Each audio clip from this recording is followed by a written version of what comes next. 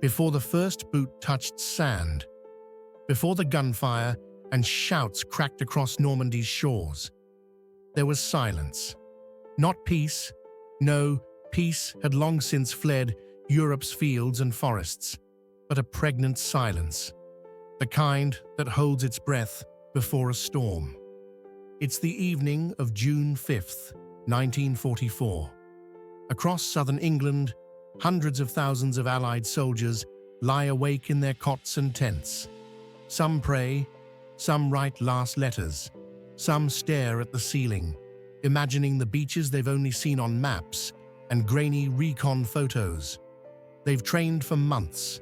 They've drilled, loaded, reloaded, learned the names of villages they may never reach, but nothing could prepare them for what lay ahead. General Eisenhower, Supreme Commander of the Allied Expeditionary Force, stands in a cold tent lit by a single lamp, weather reports in hand.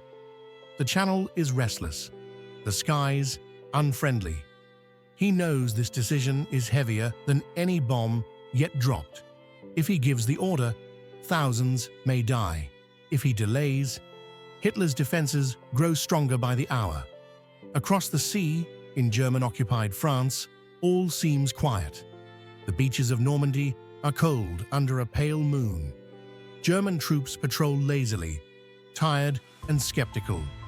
Many believe the Allies will strike at Calais, because that's what Hitler believes, because that's what the deception campaign has led them to believe.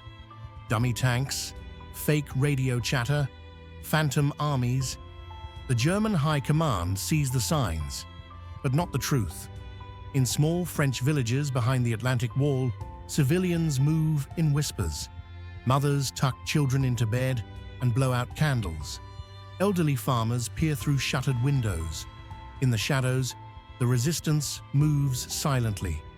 A railway line is sabotaged, a telephone cable severed, a signal scratched into the dirt near a hedgerow. Tonight, be ready. Allied bombers rumble overhead. They've been softening up the coast for weeks, targeting bunkers, bridges and rail lines. But it's not enough. The Atlantic Wall still bristles with steel teeth, mines, anti-tank ditches, machine gun nests, concrete bunkers that stare out over the beaches like blind giants. Rommel, the desert fox, has poured every ounce of defensive genius into this line. And yet tonight, he's not even in France. He's gone home for his wife's birthday. He doesn't expect an invasion, at least not yet. The wind rises, the sea grows uneasy. Somewhere on the southern coast of England, a soldier named James writes a letter to his wife, unsure if it will ever reach her. A Canadian private double-checks his rifle, hands trembling. An American paratrooper tapes a photo of his daughter inside his helmet. A chaplain walks the rows of men, offering quiet words, trembling prayers, and a final look of peace. The greatest amphibious invasion in human history is about to begin. But right now, in these final hours, the world is holding its breath. The ships have begun to move, thousands of them, filling the channel like a drifting steel city.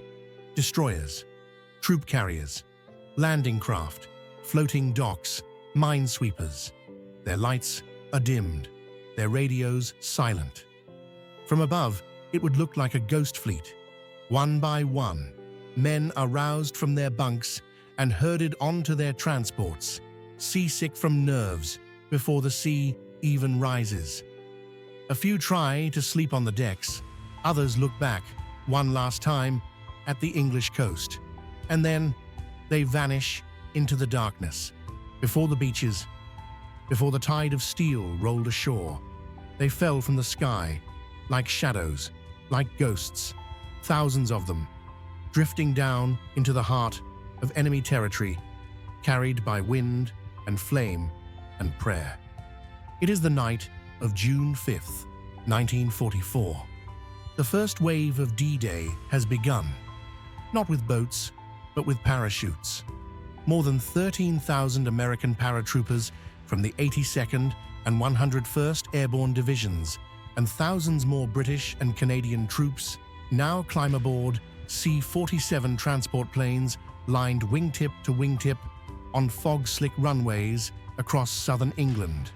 They wear more than uniforms. They carry 80 pounds of gear: rifles, ammo, grenades, knives, rations, compasses, and hope. Some paint their faces in streaks of black and green. Others slip rosaries into their pockets. Many have never jumped in combat before. Fewer still have ever killed a man. The order is simple. The mission is not. They are to land in the dark, behind enemy lines, before the beach landings even begin, and secure bridges, crossroads, and causeways, cut off German reinforcements, confuse, delay, disrupt. The planes take off into a moonlit sky veiled in clouds. Inside each, the air is heavy, not with turbulence, but with tension. Engines drone. No one speaks. The red jump light glows like a silent warning. Some men cross themselves, others bite their lips raw. A few hum songs from home. Everyone waits for the green. Flak begins before the coast is even in sight. German anti-aircraft guns light up the sky like angry fireflies. Explosions rock the planes. Metal screams. Some aircraft catch fire mid-air. Others veer off course. Radio silence is maintained. No one turns back. When the green light flashes, it's now or never. One by one, men leap into the void. The wind punches hard. Shoots open like violent blossoms. The night is suddenly alive with white canopies and falling bodies, some landing in flooded fields, others in trees, rivers, rooftops, churchyards. Many are scattered miles from their drop zones. Confusion reigns. The carefully drawn plans dissolve into chaos. Some paratroopers drown in flooded marshes. Others land among German patrols. Platoons are splintered, officers lost, radios broken, landmarks unrecognizable in the dark. But even in disarray, the mission takes root. Small clusters of men form quickly, rallying around any officer or any man who seems to know which way is east. They fight skirmishes in hedgerows, sabotage rail lines, blow up bridges, ambush convoys. One group captures a farmhouse and uses it as a command post. Another holds a vital crossroad for hours, outgunned but determined. In one village, a French girl named Emily hides 2 paratroopers in her cellar. Her father was shot by the Gestapo. Her mother has already warned the neighbors. The Americans are coming. Elsewhere, an American soldier named Tom leaps alone from a burning plane, lands in a churchyard, and is met by silence until a bell tolls in the distance.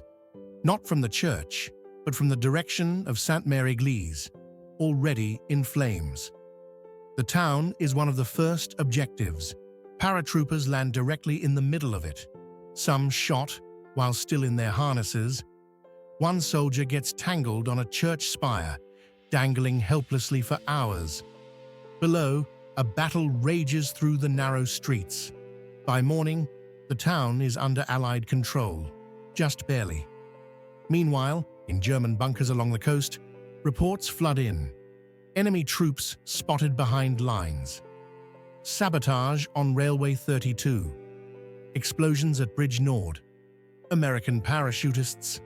Everywhere. The German High Command is paralyzed. They don't know if this is the real invasion or a diversion. Hitler is asleep, and no one dares wake him. Rommel is still away. The night becomes a blur of half-truths, panic, and hesitation. And through it all, the paratroopers fight like ghosts, appearing, vanishing, striking hard. By dawn, they hold key ground. Bridges, roads, villages, not all of it, not cleanly, but enough. The beaches, now only hours away from the first waves, will not be stormed alone. Dawn breaks, but not with peace. The sky over Normandy is grey, heavy, uncertain. And then it begins, not with footsteps, but with thunder. Naval guns roar across the channel, echoing like ancient gods awakened from slumber. For over an hour, Allied warships pound the French coast with brutal, methodical force. Shells scream overhead, smashing into bunkers, trenches, and towns. Smoke billows skyward. Flames consume the horizon. The earth shakes, and with it, history begins to turn. Then, silence. For just a moment. Long enough for the landing crafts to draw near, crammed with men, shoulder to shoulder, seasick and silent. Long enough to hear the waves lapping at steel. Long enough to hear the steady ratcheting of the ramp about to fall. And then, the gates open. On 5 beaches, Utah, Omaha, Gold, Juneau, and Sword, the sea turns red. At Utah, the landings go smoother than expected. A fortunate current carries the men ashore in a sector lighter in German defenses. General Teddy Roosevelt Jr., son of the president, lands with the first wave and famously says, "We'll start the war from right here." His calm under fire becomes legend. But at Omaha Beach, there is no fortune, only fire. The cliffs rise like jagged knives. German machine guns, untouched by the pre-bombardment, open up with unrelenting fury. The first waves are cut down almost entirely. The sea becomes a graveyard of twisted metal and floating bodies. Soldiers leap from the boats into water chest-deep, weighed down by gear. Some drown before ever firing a shot. Others crawl onto the sand, bullets snapping past their ears. They hug the ground, trapped between rising tide and relentless gunfire.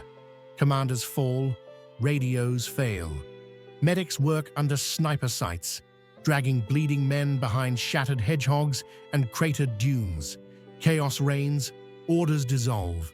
Yet slowly, inch by bloody inch, the Americans claw their way up the beach.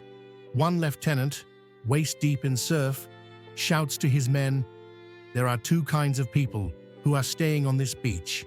Those who are dead and those who are going to die. Now let's get the hell out of here." At Gold and Juneau, British and Canadian troops land under heavy resistance. The fight moves quickly inland, through minefields and narrow lanes. Entire companies are pinned by German mortar fire, yet they press forward, clearing bunkers house by house, hedge by hedge.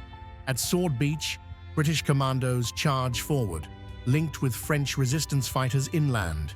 Major Lord Lovett brings a personal piper, Bill Millen, who walks up and down the beach playing a Scottish tune on his bagpipes as bullets fly past. It's madness, it's defiance, it's unforgettable. All across the coast, the sand becomes a battleground. Flamethrowers roar, engineers crawl under fire to clear mines, tanks bog down in the surf, amphibious vehicles sink, officers lead from the front, many falling as quickly as they rise. Still, the men keep going, not because they're fearless, but because the only way out is through. And above it all, the sky is thick with aircraft. Allied fighters and bombers streak overhead, strafing enemy lines, dodging flak. Gliders land behind the beaches, smashing through fields and forests, carrying supplies, men, and hope. Paratroopers link up with seaborne units, fighting to secure bridges and block German reinforcements. On the German side, confusion and disbelief. Their command structure is fractured. Some units fight to the last breath. Others surrender in shock. Some still believe this is a diversion, that the real invasion will come later, somewhere else. By the time the truth sets in, the beaches are held, but it isn't clean. Bodies lie strewn across sand and surf, friend and foe alike. Smoke clings to the water. Shouts, cries, prayers, and explosions echo against the cliffs. Some men dig into the earth to survive. Others crawl forward simply because there is no other direction to go. By the end of the day, over 156,000 Allied troops have landed in Normandy. More than 4,000 are dead, thousands more wounded or missing. But they are ashore. The Atlantic Wall, Hitler's so-called impregnable fortress, has been breached. The beaches are not won by strategy alone, not by bombs or bullets. They are won by the sheer force of human will, by men who ran into fire, not knowing if they'd ever stand again. And now, the real fight begins. Because beyond the sand lie the fields of Normandy, and the enemy has not yet begun to retreat. The beaches were just the beginning. Now the Allies must push inland, into the green, haunted maze of Normandy. Fields stitched together with hedgerows, bocage the locals call it, ancient earthen walls, overgrown with thick shrub and roots. To the untrained eye, they're just farmland. To a soldier, they're death traps.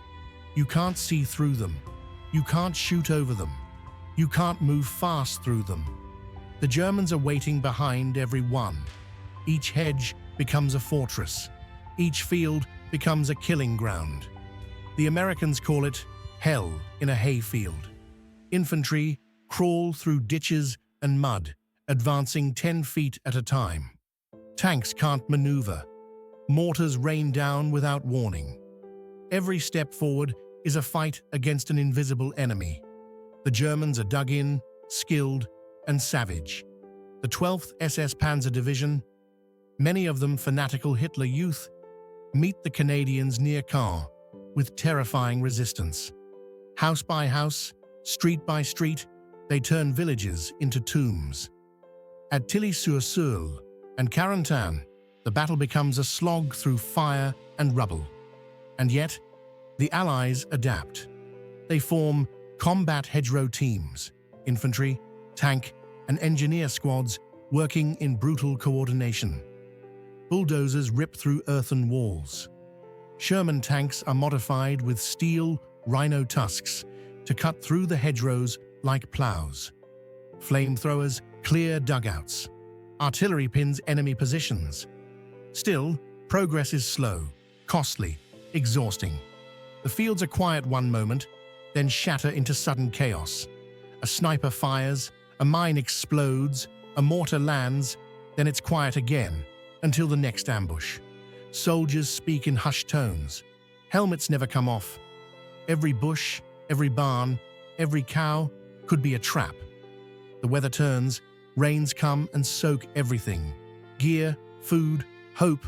The roads turn to sludge. Tanks sink. Trucks stall. Wounded men are dragged through muck on stretchers made from branches and rain ponchos. Sleep becomes a rumor. Rest, a luxury.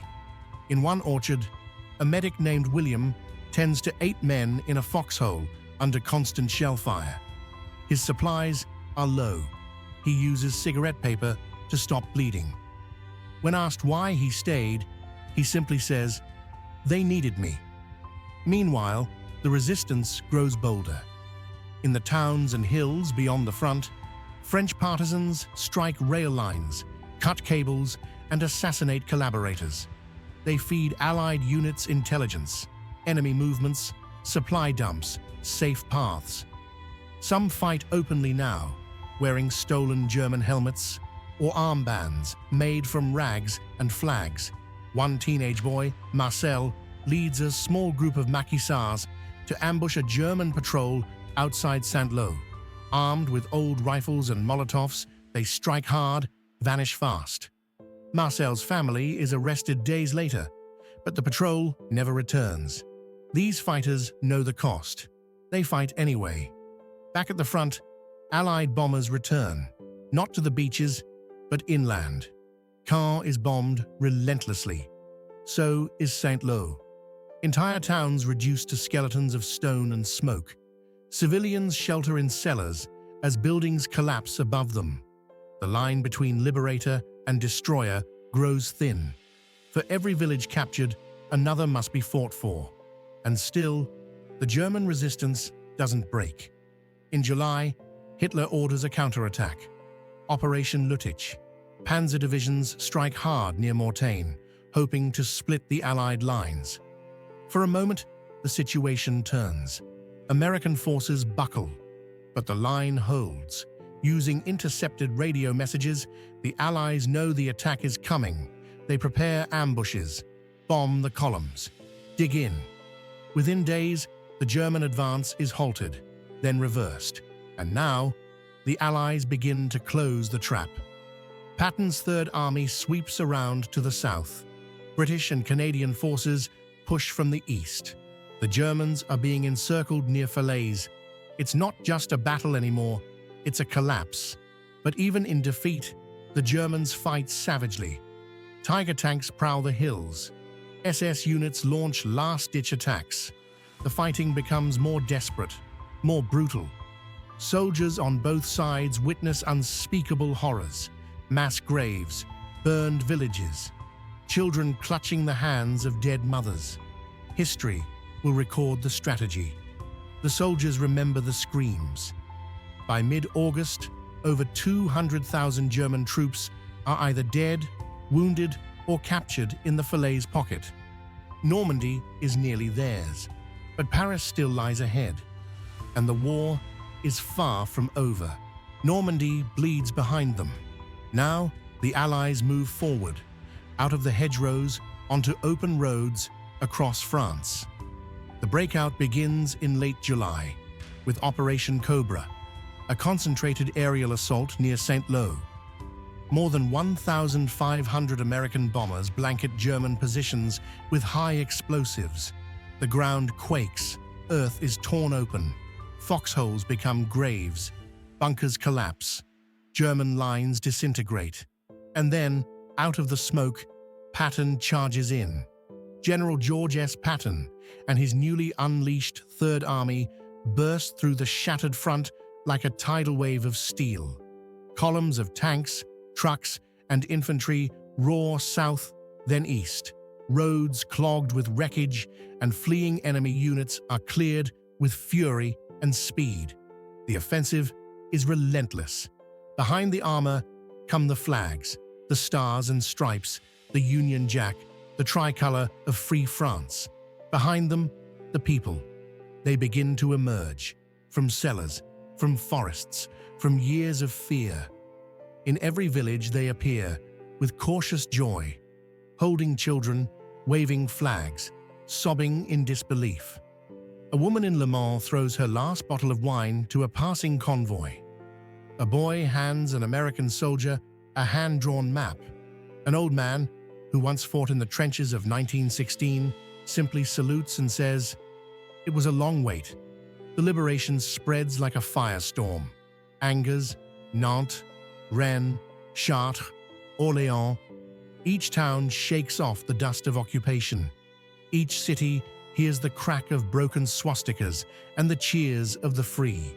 Church bells, silent for years, now ring with fury. Resistance fighters join the advancing columns, rifles slung over their shoulders and vengeance in their eyes. But the joy is complicated. With freedom comes the reckoning. Collaborators are dragged into the streets. Shaved heads, public beatings, summary trials. Some pay for years of betrayal. Others are wrongly accused in the chaos. Old neighbors point fingers. Secrets are dragged into the light. France is not only being liberated, it is being judged. Yet forward the Allies march, now nearing their symbol. Paris, the city of light, the city of silence. Paris has waited, watched from under the Nazi boot since 1940. The Eiffel Tower has stood under German flag, its streets patrolled by Wehrmacht boots, its people fed propaganda, fear, and rations. Now it boils. The resistance inside the city rises in August. Barricades appear overnight, rail lines are cut, skirmishes erupt. German soldiers are ambushed in alleys. Civilians with stolen pistols or Molotovs strike with sudden violence. A general strike begins. No trains, no mail, no obedience. Hitler issues the order. Paris must not fall into the hands of the enemy except as a field of ruins. General Dietrich von Choltitz, military governor of Paris, receives the command. He is told to destroy the bridges, blow the monuments, burn the Louvre, flood the metro, to erase the soul of France with fire. He does not obey. He knows the war is lost. He knows history is watching. And as the Allies approach the gates of Paris, von Choltitz hesitates, not out of mercy, but calculation. Some call him a coward, others a reluctant savior. On August 25, 1944, the Free French 2nd Armored Division enters Paris, followed by American forces. The city erupts. Crowds flood the boulevards, weeping, singing, kissing strangers. Flowers are thrown from windows. Flags appear from hiding places, tattered, hidden for years. The tricolor rises above the Arc de Triomphe once more. General Charles de Gaulle marches through the streets, solemn, proud, immovable. His voice booms from the steps of the Hôtel de Ville. Paris, Paris outraged, Paris broken, Paris martyred, but Paris liberated. But the liberation is not the end. Beyond Paris, the war drags on, toward the German border, toward the Ardennes, toward the bitter, snow-covered months still to come. The Nazis are wounded, but not dead. Yet for one moment, one luminous moment, France breathes. After 4 years of occupation, the people have their country again, and with it, their voice. In the cafes, jazz returns. In the homes, radios play free broadcasts. In the hearts, pride awakens. The road to Berlin now lies ahead. But on this road, on this day, freedom marches tall. It ended with victory, but it began with sacrifice. Normandy is free. France breathes. The Allies march east, and behind them, silence. A silence filled with stories of young men buried beneath foreign soil, of heroes who never made it off the beach, of survivors who walked out of fire and into the world, forever changed. Today the beaches are calm. Utah, Omaha, Gold, Juneau, Sword. The names still carry weight, but the sand is quiet. The sea rolls in, timeless. Children play where men once fell. Sunlight dances on the waves that once ran red. But look closer, listen deeper, and the echoes are still there. In the American cemetery at Colleville-sur-Mer, 9,387 white crosses and stars of David stretch across the green. Perfect rows, a field of sorrow and honor. No ranks engraved, no battles listed, just names, ages, and silence. One reads, John H. Barnett, June 6, 1944, age 19. Another, Private Raymond J. Dagg, June 6, 1944, age 18. And another, unknown, known only to God. In Arromanches, remnants of the artificial Mulberry Harbor still rust in the tide, massive steel caissons and pontoons, like ghosts of industry and ambition. Monuments line the cliffs. Museums preserve the rifles, the boots, the torn letters home. But the real museum is in the memory. Every survivor carried Normandy with them. Some spoke of it, most did not. One veteran, asked why he never returned, simply said, I left my friends there. Didn't feel right coming back without them.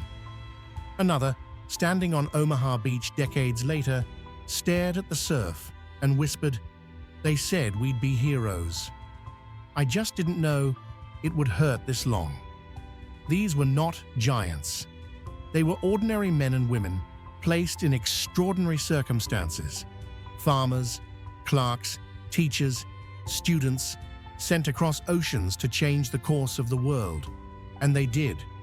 Their courage didn't come from fearlessness, but from duty. Not from hatred, but from hope. They didn't storm Normandy to conquer, but to liberate. And they succeeded. The Normandy landings weren't just a battle, they were a turning point. The first real crack in the Nazi war machine. The moment when the world began to believe that freedom could triumph. But victory has a price. Over 425,000 Allied and German soldiers were killed, wounded, or went missing during the Battle of Normandy. Tens of thousands of civilians died in the crossfire. Entire towns were erased, generations scarred. And yet, from the ruins rose renewal. France was free. Europe was on the path to liberation. Democracy had a fighting chance. And humanity proved once again that in the face of tyranny, people will rise. Even now, 80 years later, the echoes endure. In the faces of veterans returning to the beaches in wheelchairs and medals. In the school children who place flowers on graves they've never known. In the nations that once bled together and now stand in peace. Normandy is no longer a battlefield. It is a lesson, a warning, a tribute. And as long as we remember, as long as we speak the names, as long as we walk those beaches with reverence, they will not be forgotten. A long pause. The waves rolled gently. The storm came. The storm passed. But the echoes remain. Forever.